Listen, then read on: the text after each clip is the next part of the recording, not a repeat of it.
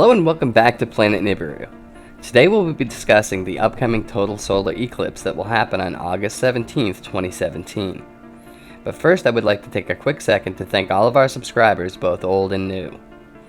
The channel has grown quite a bit lately and I am so happy to see so many new additions to our community. We couldn't have done it without our older subscribers who have supported us with their views, comments, likes, and shares. I look forward to the conversations we will have as a new and larger community. So thank you very much. Now, let's take a look at this solar eclipse, which many are saying is the beginning of the end. The eclipse will come before the Great Alignment, which occurs on September 23rd of this year. This is when we will see the alignment spoken about in Revelations 12:1. Revelations 12:1 reads, "And a great sign appeared in the heavens, a woman clothed in the sun, with the moon under her feet and a crown of 12 stars on her head." This is the alignment of Virgo, which will be directly above the moon. According to Revelations, this is when the beginning of the end is to happen, and it describes those times as being like the birth pangs of a woman in labor. So let's take a little bit deeper look at this eclipse. On August 21st, 2017, a total solar eclipse will darken the American skies starting in Oregon and moving across the country's midsection to South Carolina. The shadow will be close to 70 miles wide and divides the country in half.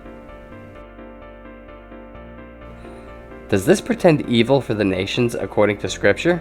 Absolutely. In Revelation 6, which happens just prior to the day of the Lord, the Bible speaks about the sun turning as black as sackcloth. When the moon passes between the earth and the sun, you have a solar eclipse, which can occur totally or partly and obscures the image of the sun for an earth-based viewer.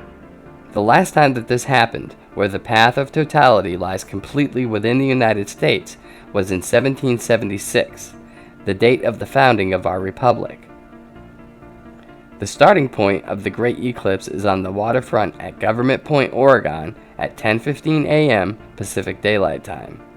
The center line's last contact with the continental United States occurs at the Atlantic Ocean's edge just southeast of Key Bay, South Carolina. In the meantime, the eclipse impacts a total of 10 states. In the Bible, 10 represents order and completeness. This goes back in history to the 10 generations that began with Adam and ended with Noah. That generation had a pretty abrupt end. You might recall the Great Flood. This great eclipse also is a time marker to the great sign of Virgo, which will be just 33 days away from the August 17th date of the eclipse. As seen from the Midwest, the planet Venus will also be at -33 degrees west-northwest of the Sun. 2017 may well be the culmination and convergence of diverse prophecies, including the appearance of Planet X. Paul tells us in 1 Thessalonians that the day of the Lord will come as a thief in the night. People will be talking about peace and safety, but Paul makes reference to this in the same chapter and says that it will be like labor pains upon a pregnant woman. This definitely points to the September 23rd, 2017 Great Sign, or Great Alignment. This will represent the birth of Jupiter, the king planet, from the womb of Virgo.